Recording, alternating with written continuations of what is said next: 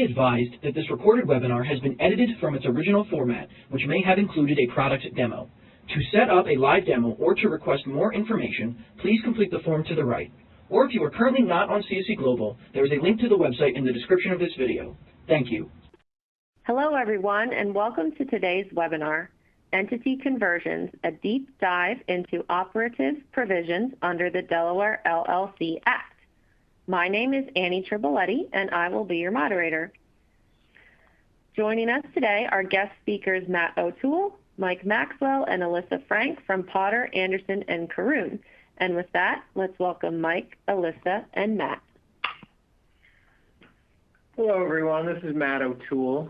Thank you to CSC for inviting me and my colleagues Mike and Alyssa to talk to you this morning, and thank you for joining us.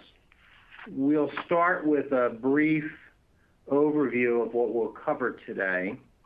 And as the program title suggests, we're going to begin by setting the table and discussing conversion in general, and then we'll focus on Delaware LLCs and relevant provisions of the Delaware LLC Act as illustrative of overarching principles applicable to conversions under Delaware law.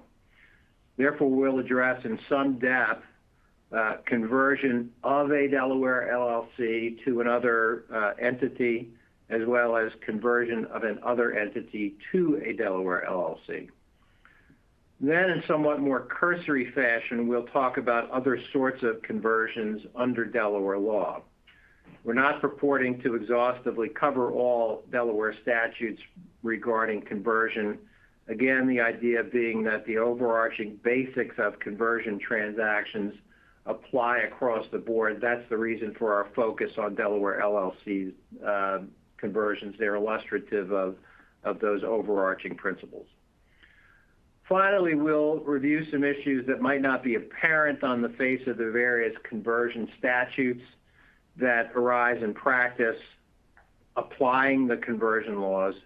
And if and as time permits, we'll take some questions at the end. Conversion generally. The term conversion can be used in a generic sense to denote a fundamental change in an entity's organizational structure. In that general sense, the term is not transaction specific, and it really focuses on the end result of a transaction that radically alters the entity's structure. Conversion in the generic sense could be used to describe a merger, for example. A Pennsylvania corporation that merges with and into a Delaware corporation might be said to have converted to a Delaware corporation. Similarly, a Delaware limited partnership, for instance, might dissolve and have a newly formed Delaware LLC assume all of the partnership's assets and liabilities by contract. And in that sense, again, the limited partnership has converted to the LLC. This sort of general use of the term conversion, the generic sense of the term, is not our focus today. What we're talking about here is a conversion under Delaware law in a technical sense. It's a technical term involving the change of a business entity's organizational form and or its jurisdiction of formation and the laws that govern it pursuant to specified statutory procedures. It is a particular type of statutory transaction that we're talking about here, conversion. And we're focusing on Delaware LLCs really as a gateway to the overall topic of statutory conversion. And as I mentioned earlier, the LLC Act in Delaware provides both for conversion of a Delaware LLC to another entity or business form, and also for conversion of a different type of organization to a Delaware LLC.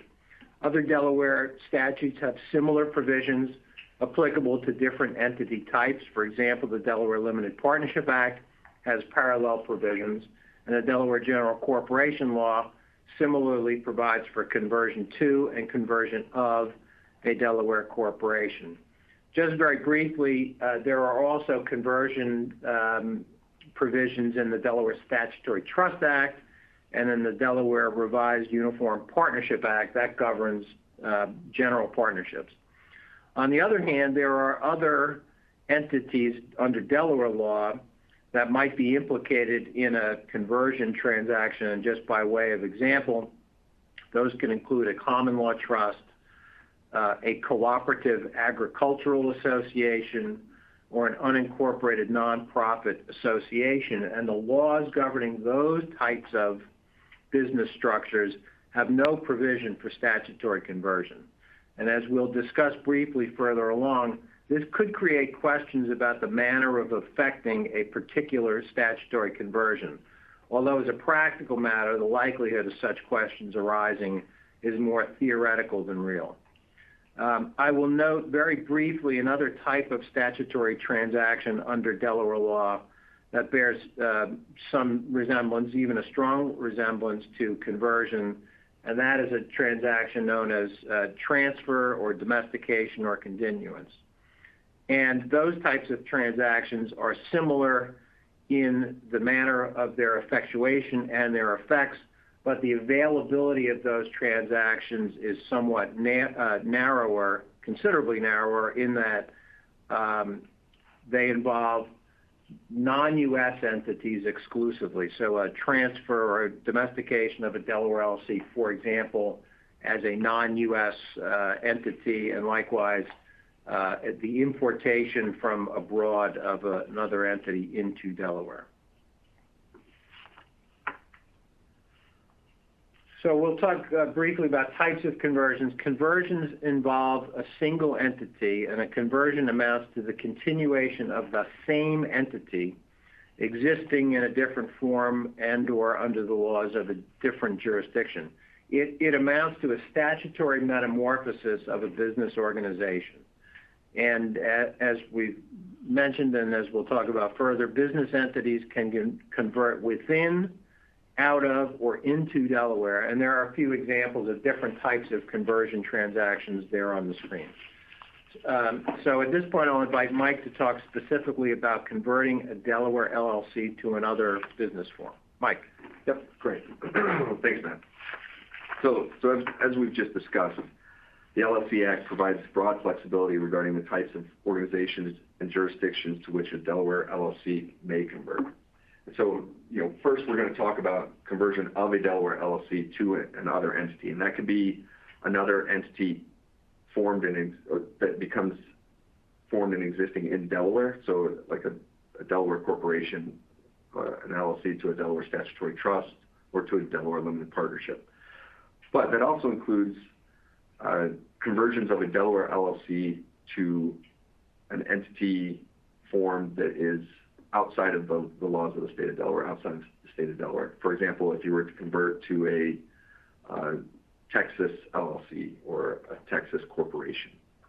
So there's a lot of flexibility in conversions of a Delaware LLC to another entity.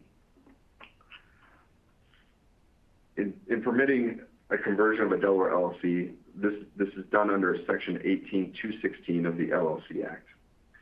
And one thing I'll note is Section 18216, as a matter of Delaware law, does not require that there be a corresponding statute applicable to the type of organization to which the company is converting that permits such a conversion.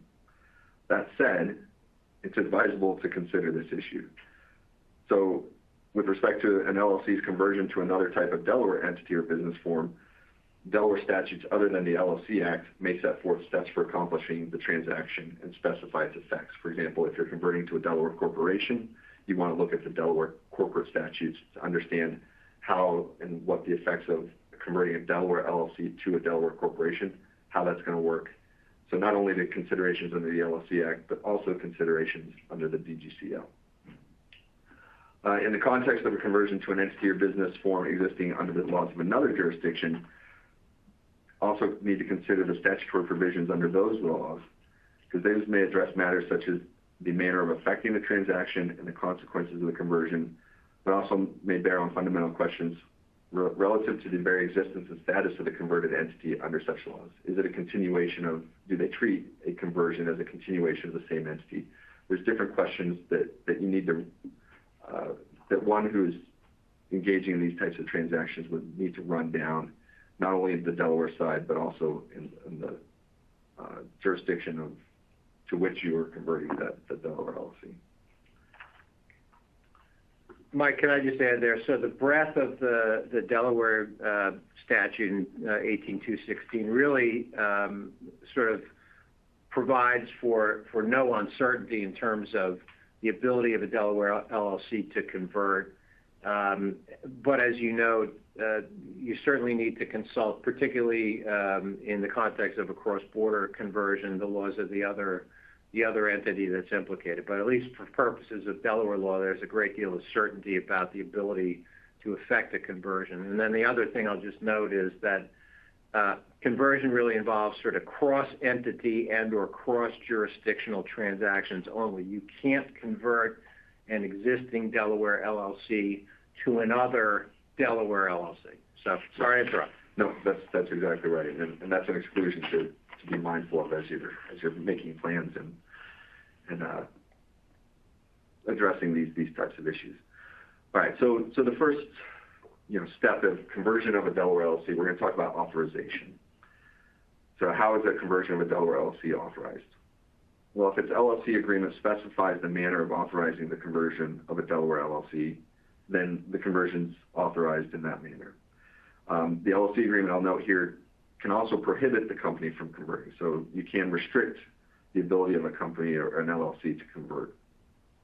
Another thing we often see is because of and we'll talk about this and what happens to the interest of the LLC when it converts, but because this can invoke a fundamental change in the form of entity and have effects on the members of an LLC, it's often something that you'll see in a member approval section. For example, if you have a minority interest in an LLC, this will be the type of thing: conversion, merger, division. These are the type of fundamental transactions that will often be subject to approval of either a higher threshold of members, or sometimes unanimous consent of the members.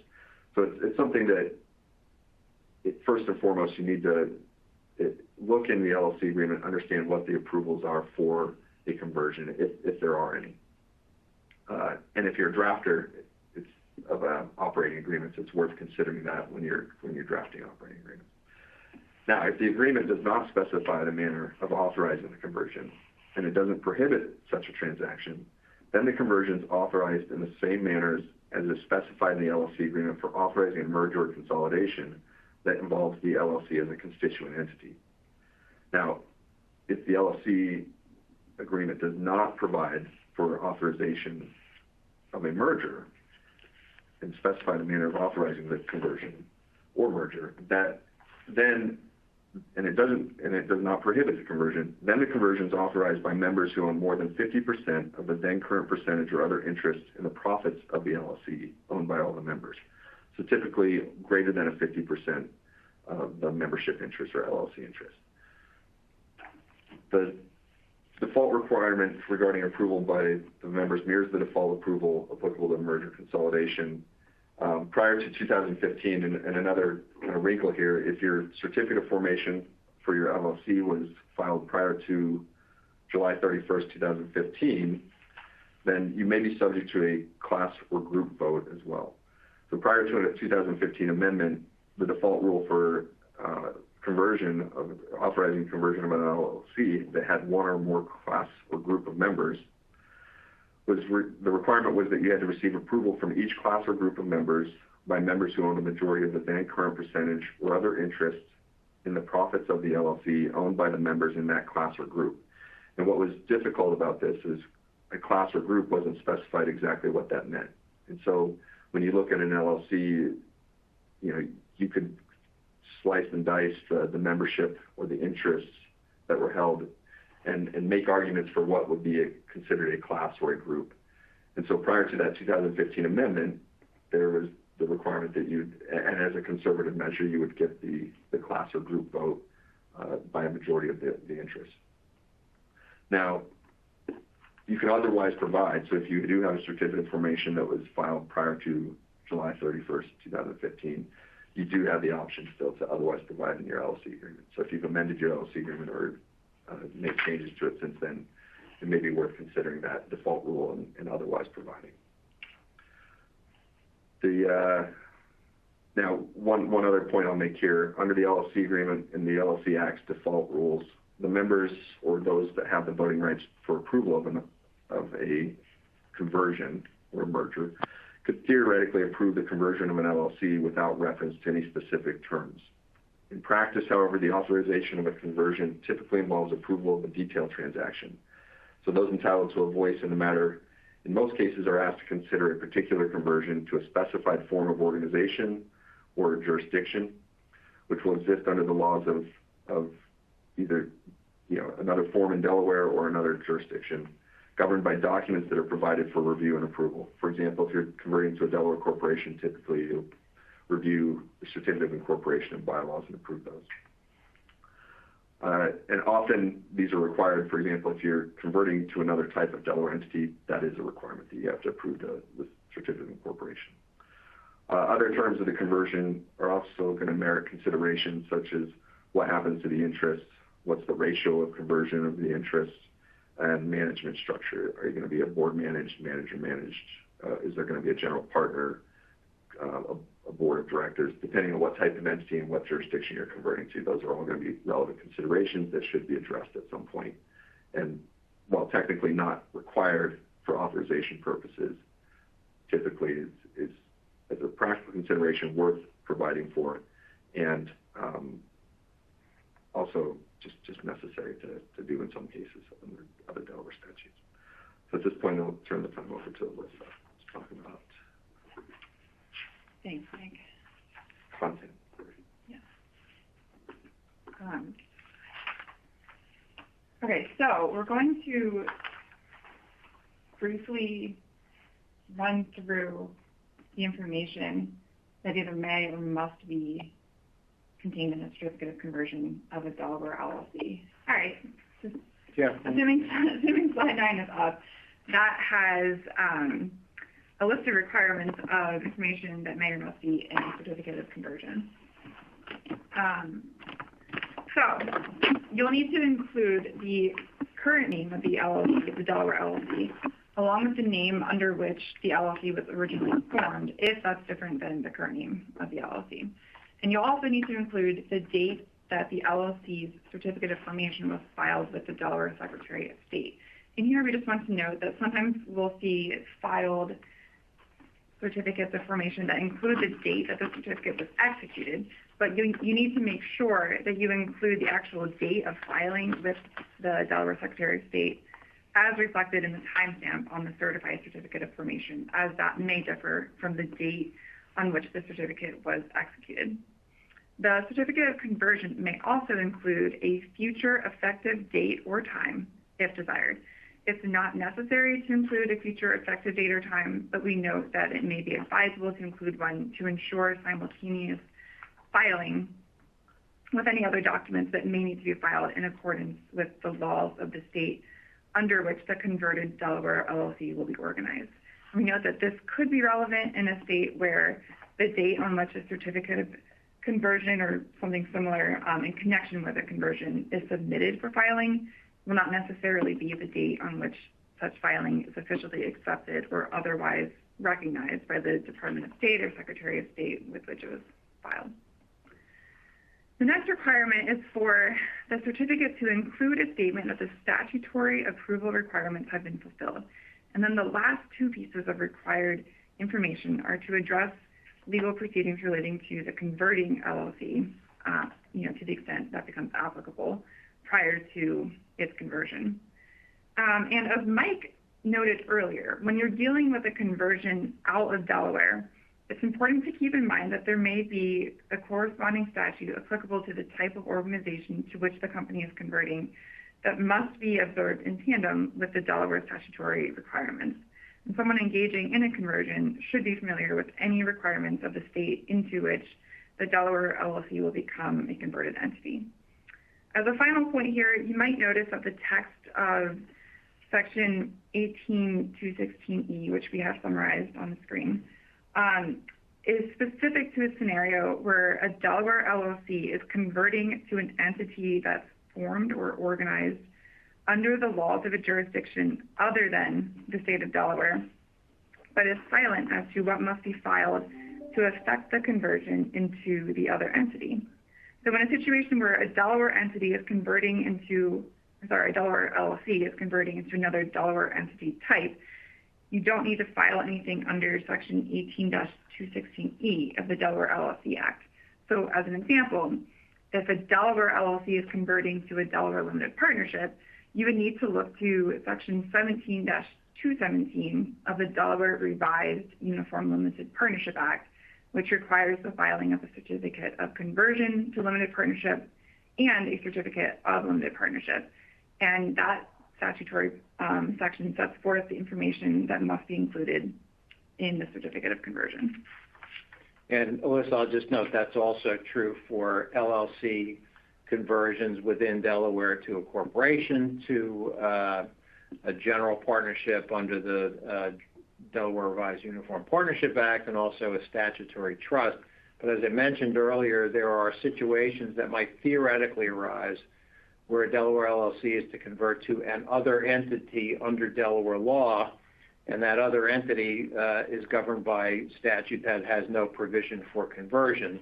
For example, a common law trust or some of the other types of entities I mentioned earlier. I'll just say I've never encountered a situation like that, so I do think that those circumstances are more academic than practical. But if you ever do get into a situation like that, I think that there are workarounds to provide some certainty on that point. Back to you. Switch to the next slide, please. So we were just discussing Section 18216E, which talks about the content of a certificate of conversion.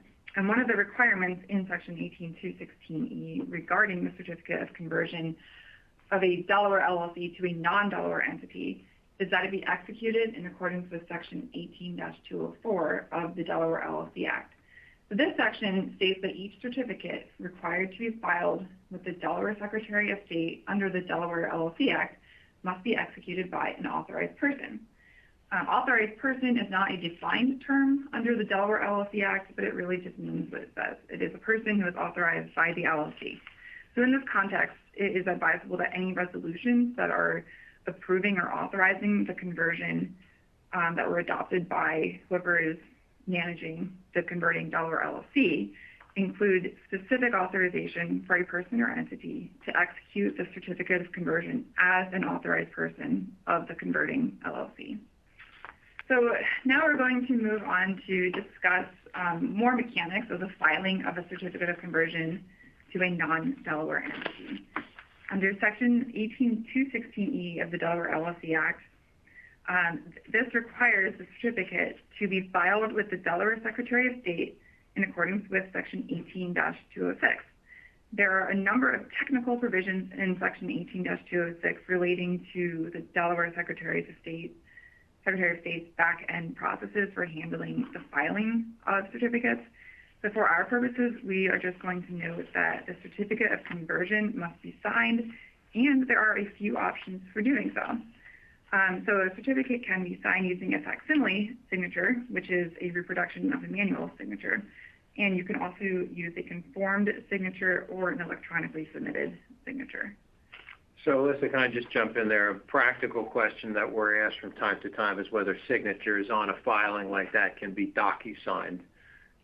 What's the answer to that? Yeah, so the answer is yes, you can use DocuSign, and in fact, Section 18-113 of the Delaware LLC Act, which deals with electronic signatures, was I think added or amended just a couple of years ago, effective last August, and it does allow for different methods of electronic signature, including DocuSign. And then just the last couple of things to note here are that there needs to be authorization to file the certificate of conversion with the Delaware Secretary of State, and that's something that Mike touched on just a few moments ago. And also something to note that the default under the Delaware LLC Act is that a certificate is effective at the time of its filing with the Delaware Secretary of State, but a certificate of conversion may include a future effective date or time. And one thing to note on that point is that there are limits on future effectiveness. So the filing must become effective on or by the 180th day after the date the certificate is filed. And whether the certificate is effective at the time of filing or whether it provides for future effectiveness, once the certificate becomes effective, this functions as a cancellation of the certificate of formation of the converting Delaware LLC without the need to file a separate certificate of cancellation of certificate of formation. And one final point here is that the filing of a certificate with the Delaware Secretary of State will require payment of associated filing fees and some additional fees that you may be charged if you obtain a certified copy of the certificate of conversion. There is no free lunch. Absolutely not. Not in Delaware, at least. All right, so I'm going to talk a little bit about the effect of filing and the effects of conversion when talking about a conversion of a Delaware LLC to another entity. So as Alyssa alluded to, upon a certificate of conversion to non-Delaware entity becoming effective under the LLC Act, the converting company ceases to exist as a Delaware LLC.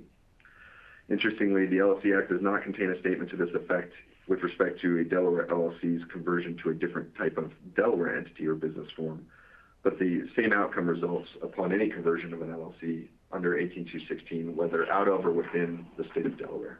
And that is that the same entity continues to exist, but in a different form. Each other Delaware statute governing the conversion of an LLC to a different type of Delaware entity implies that the LLC company, or that the LLC ceases to exist upon its conversion, but the very nature of conversion, as we've been discussing, is not in the termination of the converting entity, but in its transformation, and that it can continue to exist whether in a different business form or in a similar form in another jurisdiction. One other note on the slide here that I'll just highlight is it says a copy of the certificate of conversion is prima facie evidence of the conversion by the LLC out of the state of Delaware. And I think part of the reason for that is because if you're going out of the state of Delaware, you're not necessarily you'll have to look to another jurisdiction or another place to find evidence of the continuation, or that the conversion was effected appropriately under that jurisdiction. But a copy of the certificate of conversion to another non-Delaware entity pulled from the Delaware Secretary of State is going to be prima facie evidence that the conversion did occur correctly, at least on the Delaware side. Next slide. Okay. So moving on and talking more about the effects of the conversion, a certificate of conversion to a non-Delaware entity filed under the Delaware LLC Act in effect serves as a certificate of cancellation, as Alyssa noted. Cancels the certificate of formation. The certificate of conversion, therefore, it's not necessary to file a certificate of cancellation in connection with an LLC's conversion out of Delaware. In connection with the conversion of an LLC to another Delaware entity or business form, the LLC Act neither provides for the automatic cancellation of the certificate of formation nor requires the filing of a certificate of cancellation. The absence of these provisions is consistent with the default rule that the conversion of an LLC does not constitute a dissolution of the LLC, nor does it require its dissolution or winding up. So no need to go through the winding up process unless you otherwise agree. This is because upon the conversion of the LLC to another business form, to another jurisdiction, or to another form in Delaware, the LLC continues to exist, or the entity that was the LLC, I should say, continues to exist as a continuation of the entity in a different form or jurisdiction. Maybe move to the next slide. So the conversion of the LLC to a non-Delaware entity or a business form pursuant to 18216 and the resulting cessation of its existence as a Delaware LLC do not affect any obligations or liabilities of the entity incurred prior to the conversion. It also does not alter the choice of law applicable to the company with respect to matters arising prior to the conversion. So what does that mean? means issues pertaining to the internal affairs of the LLC prior to the conversion continue to be governed by Delaware law, notwithstanding conversion to a form of organization existing under the laws of a different jurisdiction. Similarly, although the LLC Act does not state explicitly, in the case of a Delaware LLC that is converted to another Delaware entity or business form, Delaware's law governing LLCs continues to apply to pre-conversion matters, even though the company is converted to a different form that's governed post-conversion by other Delaware laws. Therefore, for example, absent any creditors' agreement to the contrary, under the LLC Act, the conversion of an LLC would not necessarily release a pre-conversion guarantor of the company's debt from liability on such guarantee.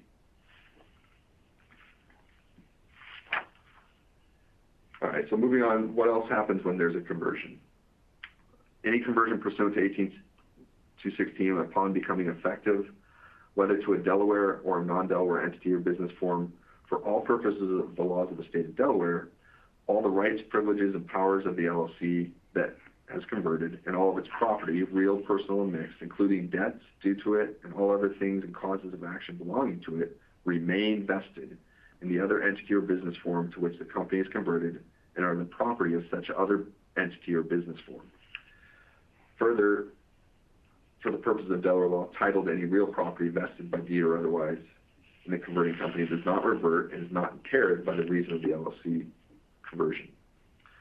As a matter of Delaware law, moreover, rights of creditors and all liens on property of the LLC that is converted are preserved unimpaired, and all of the company's debts, liabilities, and duties remain attached to the other entity or business form to which the company is converted, and may be enforced against it to the same extent as if those debts, liabilities, and duties originally had been incurred or contracted by it in its capacity as such other entity or business form. So it really is a continuation. And what's interesting here is when you look at the merger statutes, you talk about not being impaired, but what's different in the conversion statute in dealing with 18216, the property of the converting company remains vested in the new entity or business form, and the obligations of the company remain attached to that new form of organization. And that really, these formulations vary from the language governing a merger, in particular to reflect this idea that it is the same entity, it's a continuation of the same entity in a new form, essentially. Finally, one other point I'll make here on this slide is there's no transfer of property. So consistent with the concept that the conversion of an LLC constitutes the continuation of a single entity in a new form, the LLC Act provides that for Delaware law purposes, the rights, privileges, powers, interests in property, debts, liabilities, and duties of the company are not deemed as a consequence of its conversion under 18216 to have been transferred to the other entity or business form to which it is converted.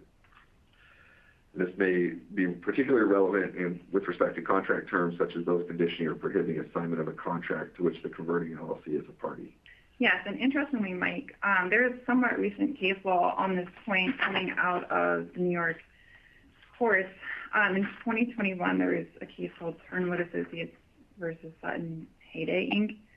And basically, it was a situation where the New York court was applying Delaware law to find that a conversion, I don't recall now if it was of other entities to Delaware or Delaware LLCs out of Delaware. But basically, they were tenants under a commercial lease, and the New York court held that the conversion did not constitute or result in an assignment of the lease in violation of the lease, because under Delaware law, the converted entity was the same entity as the prior to conversion entity. No, thanks, Melissa. That's a perfect example of what we're talking about here. So this non-transfer language, and you'll see this sprinkled throughout the LLC Act, but also the other conversion statutes in Delaware, at least, where it talks about it's not considered a transfer for purposes of Delaware law. And I think this is a perfect example of how that comes into play. Mm-hmm. So I think we'll turn the time over. Yep. So in connection with Delaware LLC's conversion pursuant to Section 18216, rights or securities of or interests in the converting LLC can be exchanged for or converted into cash, property, or rights or securities of or interests in the continuing converted entity, or those interests in the LLC can be exchanged for, converted into rights of, or securities of, or interests in another entity or business form. They can remain outstanding, or they can be canceled. So flexibility is a hallmark generally of the LLC Act, and these provisions are a good example of that flexibility and also illustrate the point that Mike made earlier, which is that a conversion is a fundamental transaction and it can have really significant effects on the constituents of the entity. So pre-existing participants in a Delaware LLC, whether it's the members of the company or non-member equity owners, may continue as participants in the new post-conversion entity, or they can, in effect, be squeezed out in a conversion.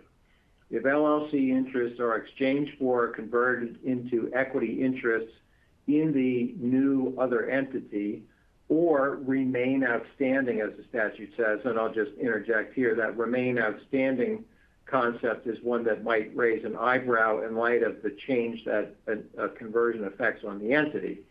But putting that aside, if that's the case, then those pre-existing participants continue as constituents of the post-conversion entity. On the other hand, if interests are in the LLC, the Delaware converting Delaware LLC, are exchanged for cash or some sort of an in-kind distribution like an interest in real property or a debt instrument, or even canceled without the payment of any consideration, then those participants don't continue with the entity post-conversion. And this highlights what Mike talked about earlier, that detailed terms are associated with conversion transactions. And Mike talked earlier about how those detailed terms might be documented, including in a plan of conversion. So with that, I will turn it over to Mike to talk about the flip side of what we've been talking about, conversion to a Delaware LLC. Great. Thanks, Matt. Yep. So, right. So as Matt mentioned, we're talking now about conversions of another entity to a Delaware LLC. And this is covered under the LLC Act in Section 18214, which permits the conversion of another entity to a Delaware LLC. So what does an other entity mean in this context? Well, it means a corporation, a statutory trust, business trust, association, real estate investment trust, common law trust, general partnership, including a limited liability partnership, limited partnership, including a limited liability partnership, or any other incorporated or unincorporated business or entity, whether organized under the laws of Delaware or another jurisdiction or formed LLC. So what that means, in short, is there's a lot of flexibility in what types of other entities can convert to a Delaware LLC.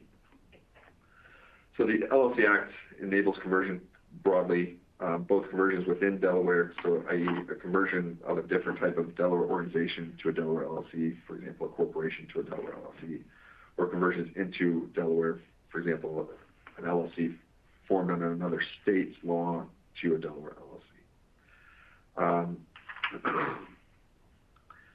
Now, as Matt mentioned earlier, a Delaware LLC, however, may not convert directly to another Delaware LLC. So aside from that one exception, however, there's a lot of flexibility in how and to what extent other entities can convert to Delaware LLC. Now, again, 18214 does not require the laws under which the converting other entity is governed must permit or not prohibit a conversion to a Delaware LLC, but it's a practical issue, again, that's worth considering. Various Delaware statutes besides the LLC Act obviously are going to specifically enable and govern the conversion of a Delaware entity, for example, a Delaware corporation or partnership to an LLC, statutory trust to an LLC. As Matt mentioned, however, there are entities like a common law trust that doesn't have any statutory basis for that. But applicable non-Delaware law should also be consulted with respect to a conversion of a non-Delaware entity to a Delaware LLC. And in particular, we've seen in our practice in the last, however many years, times when another state's law doesn't permit a conversion. For example, the one example I give is Montana LLC is not permitted to convert to a Delaware LLC. A Montana corporation can convert to a Delaware LLC, but a Montana LLC cannot. And so then it puts into question, well, what do you have if you've done this without consulting the other state's laws? What do you have when you file those documents here in Delaware? Is it actually a continuation? So there's a lot of So while it's not a requirement necessarily, other than certain requirements, which we'll talk about here in a second for authorization of a conversion, there's really not a lot of parameters or guidelines on that, but it's worth keeping in the back of your mind that you should always consult the other jurisdictions. Yeah, and just the larger point is, while there may be certainty on those particular issues, like the continuation concept under Delaware law, Right. because Delaware isn't the only law that's implicated, there's some measure of certainty out there. So Yeah, exactly. Yeah. So moving on to authorization questions. So the LLC Act requires that conversion of another entity to a Delaware LLC must be approved prior to the filing of a certificate of conversion of the LLC in the manner provided for by the writing governing the other entity's internal affairs and the conduct of its business, or by applicable law as appropriate. So really you're looking to the other jurisdiction or the other entities, the converting entities governing documents and governing law. Also, the statute requires that an LLC agreement must be approved by the same authorization required to approve the conversion. So as I mentioned, Delaware statutes other than the LLC Act address the manner in which conversion, for example, of a Delaware corporation, partnership, or limited partnership, the statutory trust must be approved. And again, the documents governing the internal affairs of these entities may bear on the manner of authorizing such a conversion. In the case of a different type of Delaware organization, and this goes back to that common law trust idea, it may be that the only guidance you're going to receive on authorization of a conversion of a common law trust, for example, may be under the common law trust documents. So parties involved in the conversion of another entity to a Delaware LLC, again, wish to consider the advisability of specifically approving the details of the transaction in addition to taking the required step of adopting the LLC agreement. So just this goes back to the point that Matt was raising, and that we've raised a few times, is typically it's not just the conversion of or approval of the conversion itself and the LLC agreement as required by the statute, but you also want to consider the other fundamental terms, so to speak, of the transaction. And probably want to set those forth either in a plan of conversion or a set of resolutions that explicitly document these things. Moving to slide 21. So procedures for a conversion, just quickly touch on these. Converting an entity to a Delaware LLC requires compliance with filing two certificates with the Delaware Secretary of State, a certificate of conversion to the LLC and a certificate of formation for the LLC. Each certificate, as noted in the slide, must be executed in compliance with 18204 and 18201 with respect to the certificate of formation. Now, what's important, I think, to note here on this slide is really that the certificates must be filed simultaneously with the Delaware Secretary of State. And if they're not to become effective upon filing, they must provide for the same effective date or time. And this really avoids any issues or ambiguities about what you have if you, for example, filed one without the other. If you filed a certificate of formation, then arguably you have an LLC that exists and is formed. And as we've noted a few times now, you can't convert an LLC directly to another LLC. So then you're stuck with an LLC that's been formed, but not necessarily the continuation of the prior entity. So, and that foot fault is one we've seen in practice maybe more than others. And the principle, as Mike said, is that you can't convert to a pre-existing LLC. So if you file the certificate of formation first, or it doesn't have it has a prior future effective date, you've got an issue. Right. All right. With that, I'll turn the time over to Alyssa. Thank you, Mike. So as Mike just noted, when you're converting to a Delaware LLC, you'll need to file both a certificate of conversion to a Delaware LLC and filing of a certificate of formation of such Delaware LLC. And just want to briefly go through some of these requirements of what needs to be in the certificate of conversion to a Delaware LLC. One of the things to note is that the certificate of conversion must list both the current jurisdiction under which the entity exists, as well as the jurisdiction under which it was organized. So if that's the same thing, then I think we've seen some certificates that just include it twice, but really you just want to make sure that you're going through these requirements line by line to make sure that you're including every piece of information that is asked for so that you can be in compliance with the statute. And just as an example of what this might look like, if you have an entity that was originally formed as a Pennsylvania LLC, and then it converts to a Wyoming corporation, and then it wants to convert to a Delaware LLC, the certificate of conversion should state that the converting entity was formed as a Pennsylvania LLC, and that immediately prior to its conversion to a Delaware LLC, it is a Wyoming corporation. So that's just an example. The certificate of conversion must also include the name and type of entity of the converting entity immediately prior to the filing of the certificate of conversion. And then the next required piece of information flips the page from historical information to forward-looking and requires you to put the name of the Delaware LLC to which this entity is converting. And here you want to be careful to make sure that the name listed here matches exactly the name of the Delaware LLC that will be listed in the certificate of formation that needs to be filed simultaneously with the certificate of conversion. And finally, you will want the certificate of conversion. You may want the certificate of conversion to include a future effective date or time for the conversion to be effective.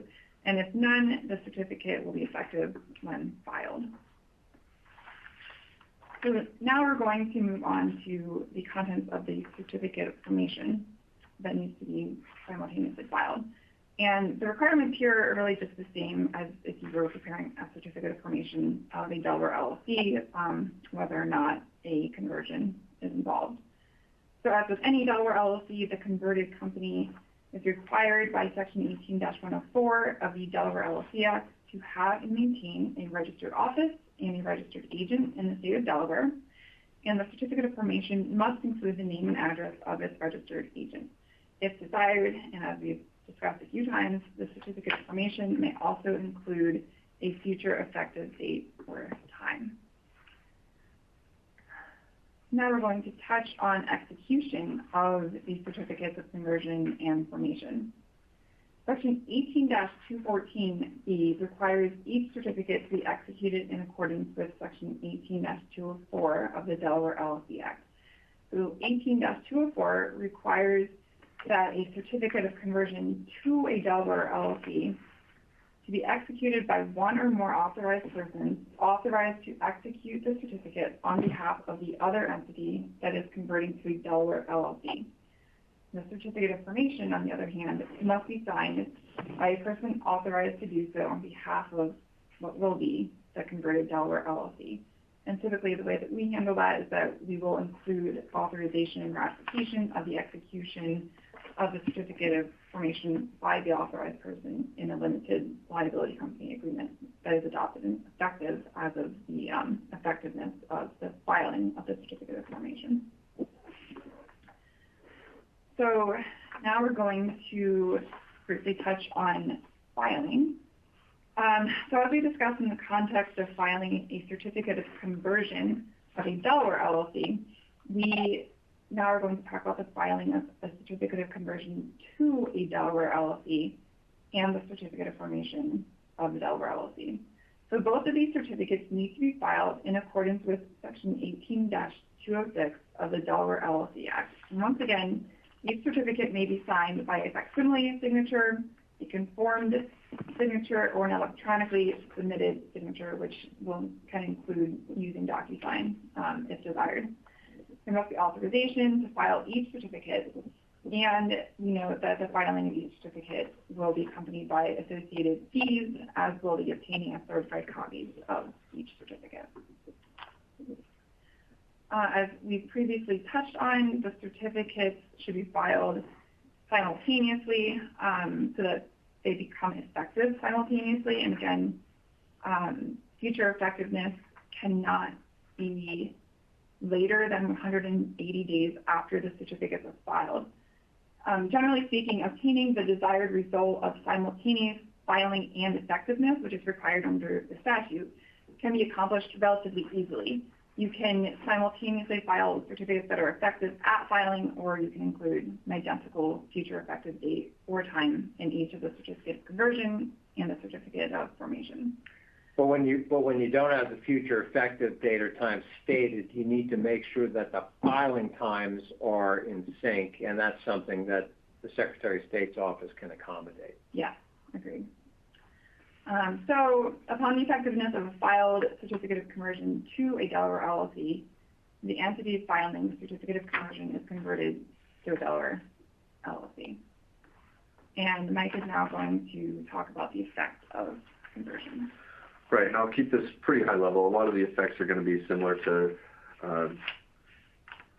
converting out of or to another form of entity, but conversion to a Delaware LLC, some of the key points here that we'll just touch on is, for purposes of Delaware law, conversion in accordance with 18214 constitutes a continuation of the existence of the converting other entity in the form of a Delaware LLC.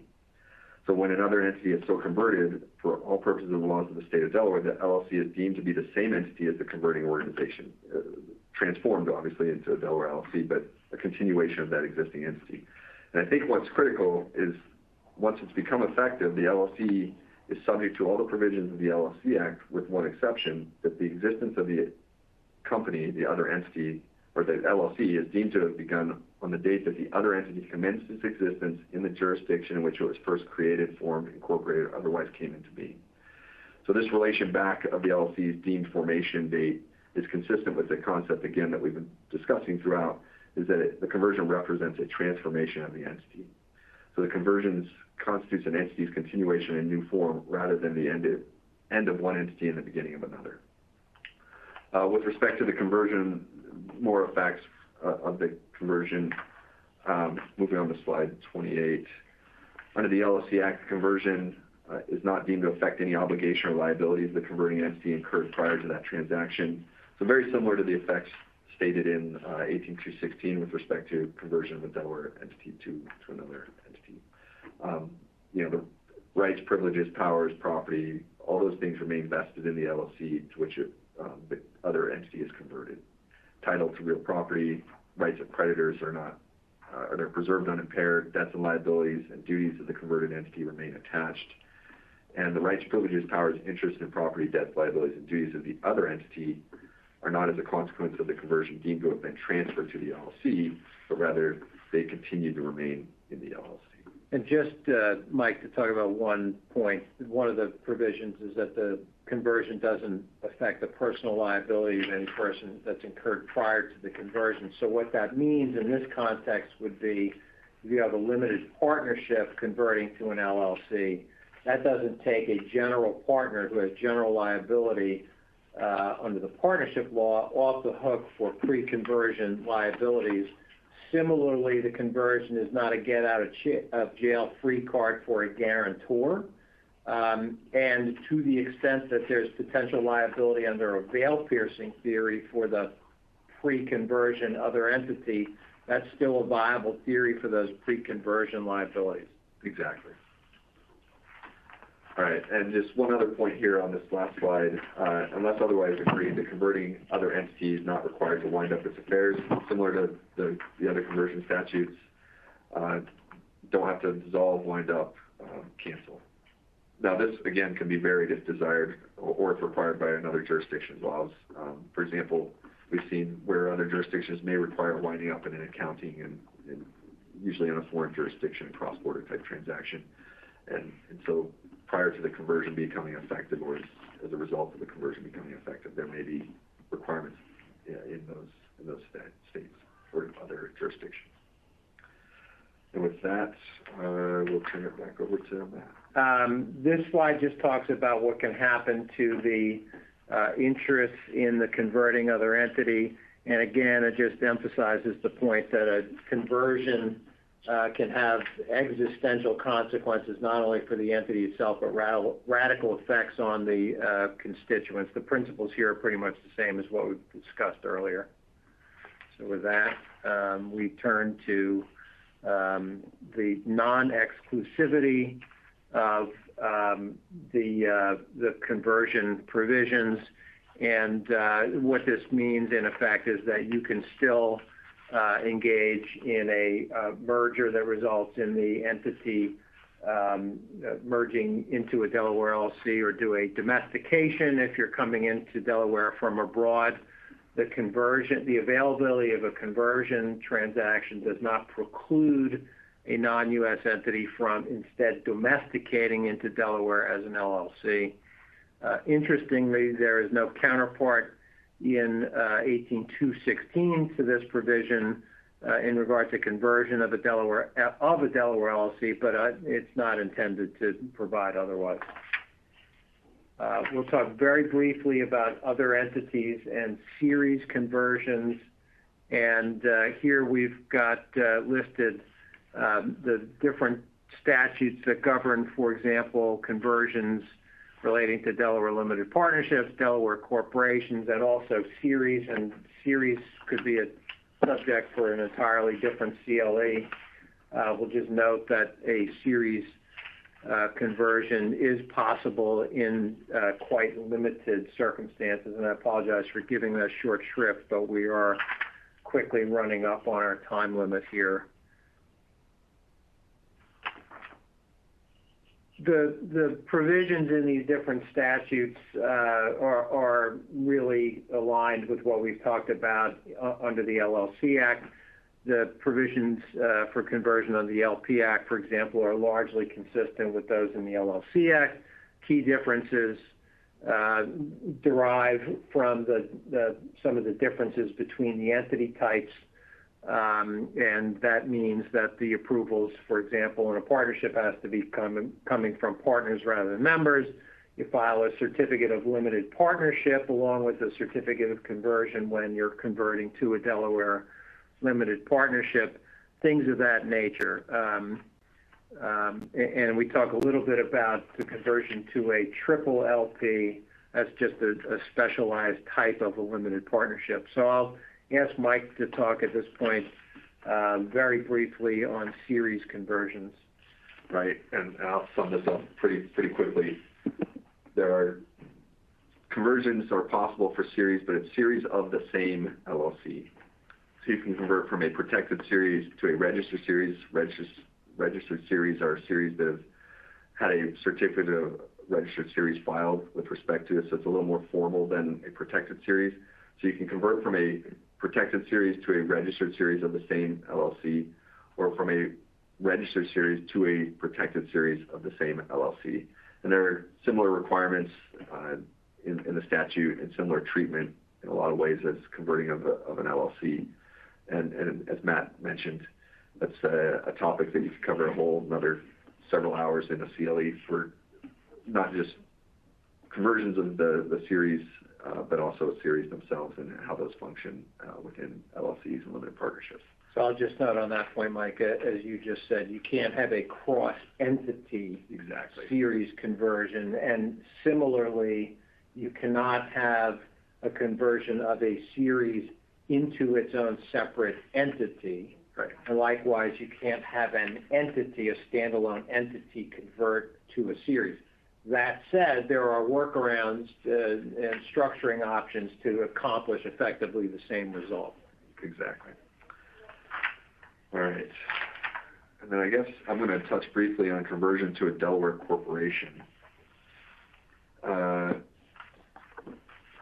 So similarly to what we've discussed in the LLC context and the LP context, the Section 265 of the DGCL permits other Delaware entities and non-Delaware entities to convert to a Delaware corporation. I think that's what we're talking about. So with that, there's a couple of requirements. Certificates that are required, certificate of conversion and the certificate of incorporation have to be filed simultaneously. Very similar to the requirements under the LLC Act, except there's obviously going to be some statutory differences that we would refer you to Section 265 to deal with those specifically. So on the effects of conversion,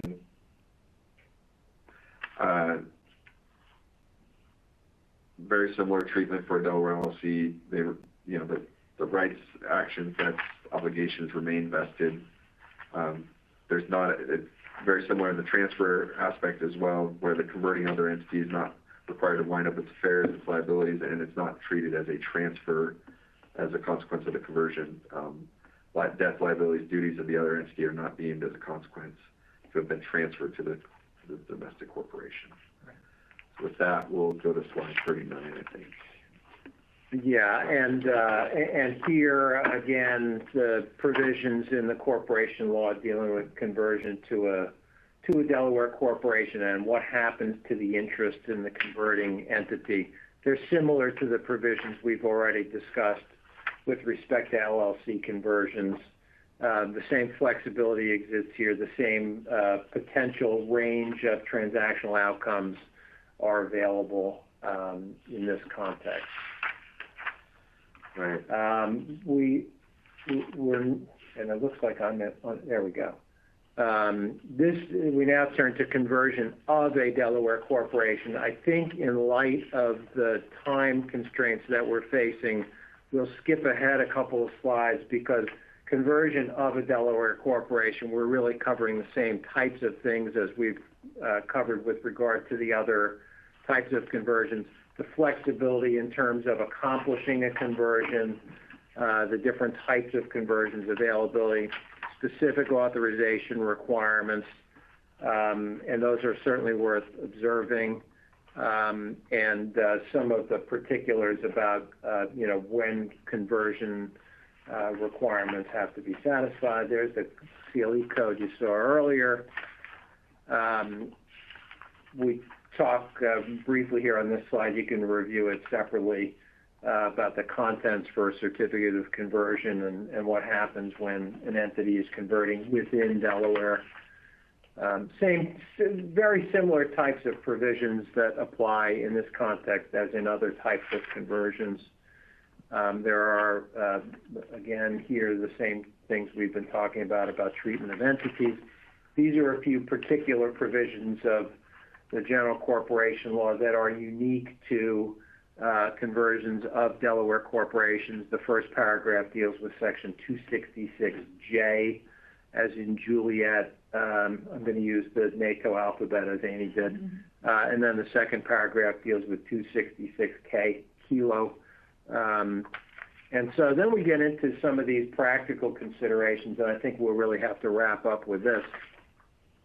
The first thing you want to think about is the substance of applicable non-Delaware law. Mike talked about that a little bit. Do you want to elaborate on that at all, Mike? Or no, just be aware of it. I think that's really, if you're converting, especially from another jurisdiction, it's good to be aware of whether that state or other jurisdiction permits conversions into those types of entities or from those types of entities. And so it really counterbalances, from a Delaware purpose or Delaware law purpose, there's a lot of certainty, but there's maybe some uncertainty with respect to the other jurisdiction. Yeah, where it gets interesting is, let's say you're trying to convert, as Mike said earlier, a Montana LLC to a Delaware LLC, and a Montana LLC by Montana law is not permitted to convert to a Delaware LLC. That doesn't mean you can't affect the transaction as a conversion under Delaware law. You can, but you're going to have to structure it on the other side in a suitable manner that complies with Montana law. So remember, because you've got the two applicable bodies of law, whereas you might be able to say this transaction was effectuated as a statutory conversion under Delaware law, you might be in a position where you say, but it was a dissolution and sale of assets on the Montana side. So it can get kind of interesting there. Coordination across borders. Anybody want to comment on that? Yeah, the only thing I'll say on that is that goes back to being aware of maybe the winding up and dissolution requirements. For example, there could be a jurisdiction that requires, whether it's a transfer, domestication, or a conversion out of that jurisdiction, they may require some kind of winding up and accounting removal off of a company registry or something like that. And so even though the conversion to Delaware is effective at a certain time, you may want to coordinate and make sure that, and this may be where a future effective time for a conversion comes into play, is you give enough time for the conversion to become effective after or as the process of the wind up and dissolution in the other jurisdiction takes place. Right. Alyssa, do you want to talk about the next to last bullet there about use of forms for filings?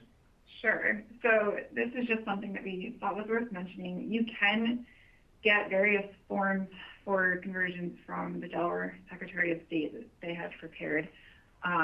Or other sources. Or from other sources, that's right. And we would just caution that rather than simply relying on those forms, that you still look at the statutory requirements to make sure that every required piece of information is being addressed, because we have found that sometimes forms just will not include all relevant information or space for all relevant and required information. So typically when we're preparing forms, we will be looking directly at the statute and just going line by line to make sure that we're addressing each requirement. Yeah, and that can be a real problem in terms of, for example, legal opinions. We're asked to give opinions on statutory conversions from time to time, and if there's a filing that's made that omits a statutorily required statement, we can't give an opinion on the effectiveness of the conversion. So that can be a real problem, and it's an easily avoided pitfall. Would you like to talk briefly, Alyssa, about that last point too, availability of name? Sure. Just as a practical consideration, before you go down the road of preparing certificates and getting ready to file them, we would just advise that you check to make sure that the name that you want to use for the converted entity is available in the state into which the entity is converting.